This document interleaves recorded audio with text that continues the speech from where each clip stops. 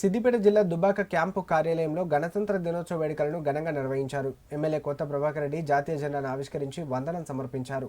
అనంతరం దుబ్బాక పట్టణంలోని గాంధీ విగ్రహం వద్ద జాతీయ జెండా ఆవిష్కరించి ప్రజలను ఉద్దేశించి ప్రసంగించారు.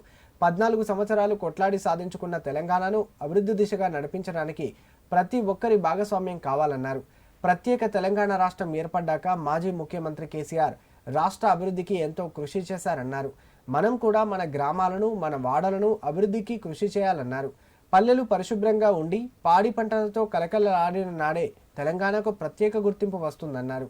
రాష్ట్రంలో తమ ప్రభుత్వం అధికారంలో లేకున్నా శాయశక్తుల నియోజకవర్గ అభివృద్ధికి పాటుపడి ఎప్పుడు మీ వెంటే ఉంటానని అన్నారు. అనంతరం దుబ్బాకలోని వివిధ పాఠశాలల విద్యార్థులు వివిధ వేషధారణలతో వేసిన నృత్యాలను చూసి అభినందించి వారిని ప్రోత్సహించారు. వివిధ పాఠశాలల విద్యార్థులు చేసిన నృత్యాలు సభికులను ఎంతో ఆనందపరిచాయి.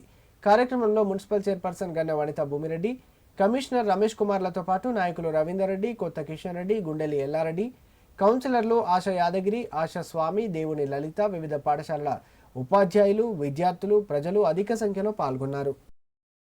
దుబ్బాక నగరంలో అన్ని పాఠశాలల నుంచి విచ్చేసిన మా విద్యార్థులకు, ఉపాధ్యాయులకు, మరి అదేవిధంగా మున్సిపల్ సిబ్బందికి, పుర ప్రముఖులకు, మీడియా మిత్రులకు, మరి నా అక్క చెల్లెళ్లకు, అన్నదమ్ములకు అందరికీ మరి రిపబ్లిక్ డే సందర్భంగా శుభాకాంక్షలు తెలుపుకుంటూ ఈరోజు చాలా సంతోషం. మరి ప్రతి సంవత్సరం కూడా గాంధీ చౌక్ దగ్గర మరి మనం స్వతంత్ర వేడుకలు, స్వతంత్ర దినోత్సవం 15th ఆగస్టు నాడు, 26 జనవరి నాడు ప్రతి సంవత్సరం ఒక ఆనవాయితీగా దుబ్బాకలో మనం నిర్వహించుకుంటున్నాం.